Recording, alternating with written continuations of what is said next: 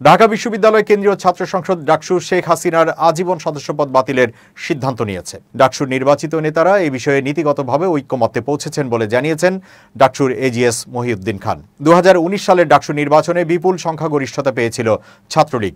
ওই নির্বাচনের পর ডাকসুর দ্বিতীয় সাধারণ সভায় শেখ হাসিনাকে আজীবন সদস্যপদ দেওয়া হয়েছিল।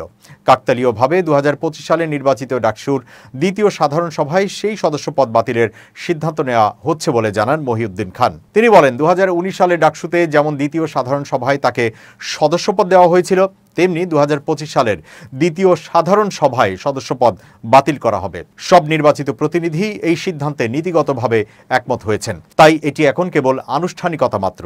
মহিউদ্দিন খান আরও বলেন, আমরা শিক্ষার্থীদের সঙ্গে কাজ করছি, তাদের প্রত্যাশার জায়গা থেকে ডাকসুর কার্যক্রম পরিচালনা করছি। নির্বাচনের আগে আমাদের অঙ্গীকার ছিল সবাইকে সঙ্গে নিয়ে কাজ করব, এখনও সেই চেষ্টাই করছি।